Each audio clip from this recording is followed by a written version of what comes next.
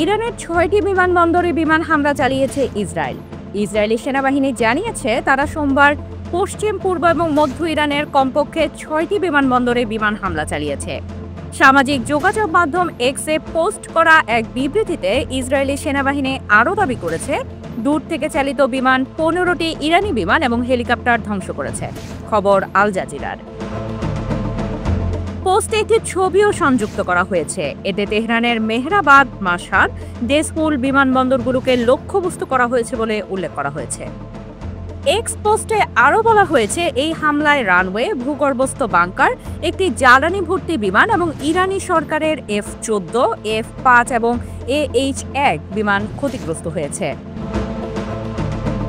Israeli বাহিনী আরও বলছে বিমান বাহিনী এই বিমানবন্দরগুলো থেকে উড্ডয়নের ক্ষমতা এবং সেখান থেকে ইরানি সেনাবাহিনীর বিমান শক্তি পরিচালনা ব্যাহত করেছে।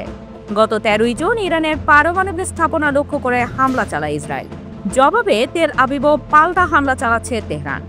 সেদিন থেকেই দুদেশের মধ্যে পাল্টাপাল্টি হামলা অব্যাহত আছে। এতে উভয় দেশের বহু মানুষ হতাহত হয়েছেন। তবে শনিবার এই যুদ্ধে সরাসরি জড়িয়ে পড়েছে যুক্তরাষ্ট্র।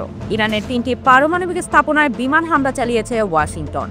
পরে ট্রাম্প নিজেই ঘোষণা দেন যে তার দেশ ইরানের ৩টি পারমাণবিক স্থাপনায় সফল হামলা সম্পন্ন করেছে। স্থাপনাগুলো হলো ফোর্দো, নাতানজ ও ইস্পাহান।